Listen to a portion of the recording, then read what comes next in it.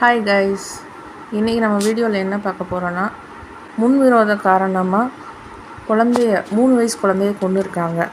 அதை பற்றி தான் நம்ம பார்க்க போகிறோம். வாங்க வீடியோக்குள்ளே போகலாம். நம்ம விரோதம் ஏற்படுற பின்விளைவுகள், கொலை, வம்சத்தையே ஒருத்தர் இன்னொருத்தர் மேலே குறி வச்சு அழிக்கிறது, இதெல்லாம் சினிமாவில் தான் பார்த்துருப்போம். ஆனால் இப்போ நேர்லேயே நடந்துக்கிட்டு இருக்குது.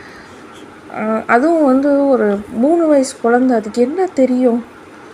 யாரும் சண்டை போட்டுக்கிறது தெரியுமா? இல்லை என்ன விவரம் இருக்குது? அதை போய் மனசாட்சி இல்லாமல் அதுவும் ஒரு பொம்பளை கொண்டு இருக்குது.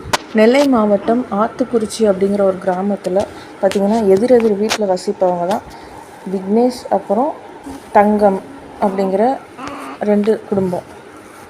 இந்த 3 வயசு குழந்தை கொல்லப்படுற சம்பவம் நடக்கிறதுக்கு முன்னாடியே இந்த 2 குடும்பத்தினருக்கும் பகை இருந்திருக்கிறதா சொல்லப்படுது. அது மட்டும் இல்லாமல் ஒரு 1.5 மாதத்துக்கு முன்னாடி இந்த அம்மா தங்கத்தோட ஒரே மகன் சாலை விபத்தில் மரணம் அடைஞ்சிட்டதா சொல்லப்படுது நமக்கு விஷயம். இதுக்கு இந்த விக்னேஷ் மற்றும் அவங்க குடும்பத்தினர் தான் காரணம். பில்லி சூனியம் வச்சனால தான் கொண்டுட்டாங்க. அந்த பையன் இறந்துட்டான். அதனால தான் அவங்க அந்த மகனோட சாவுக்கும் வரலன்னு சொல்லி நினச்ச இந்த தங்கம் அப்படிங்கிற இந்த அம்மா என்ன பண்ணியிருக்காங்க, இந்த 3 வயசு குழந்தை ரோட்டில் விளையாண்டுட்டு இருக்கும்போது யாரும் பார்க்காதப்போ அந்த குழந்தைய வீட்டுக்குள்ளே கூட்டிகிட்டு போய் கழுத்தை நெரிச்சு கொன்று சாக்கு பையில் போட்டு குழி வெட்டி இங்கே வீட்டுக்கு பின்னாடி இருக்க இடத்துல புதைக்கிறதா பிளான் பண்ணியிருக்காங்க. ஆனால் குழி வெட்ட லேட்டானனால பார்த்திங்கன்னா சாக்கு பையோட அந்த வீட்டு வாஷிங் மிஷினுக்குள்ளே துணிச்சு வச்சுருந்துருக்காங்க.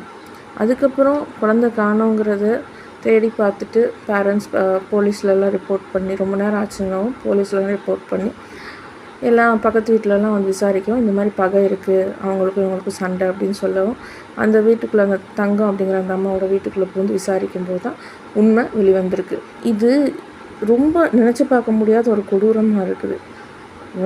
என் பையன் உன்னால் செத்தான், உன் பையனை நான் கொள்கிறேன் அப்படிங்கிறது எந்த விதத்தில் நியாயம்? அதுவும் ஒரு தானாக விளையாண்டுட்டு இருக்க ஒரு குழந்தைய கொன்று இருக்காங்க. எவ்வளோ இரக்கமில்லாத ஒரு செயலாக இருக்குது.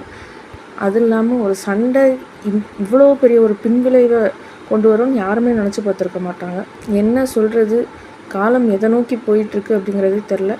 நமக்கு நாம் தான் பாதுகாப்பு. தயவுசெய்து குழந்தைங்களெல்லாம் எங்கேயுமே விடாதீங்க. காலகட்டமே ரொம்ப மோசமாக இருக்குது. யாரை நம்புறது யாரை நம்பக்கூடாதுன்னே தெரில. இப்போல்லாம் பார்த்திங்கன்னா கொலை கற்பழிப்பெல்லாம் அசால்ட்டாக பண்ணிட்டு போகிறாங்க. என்ன தைரியமோ என்னவோ. நம்மளுக்கு நாம் தான் பாதுகாப்பு.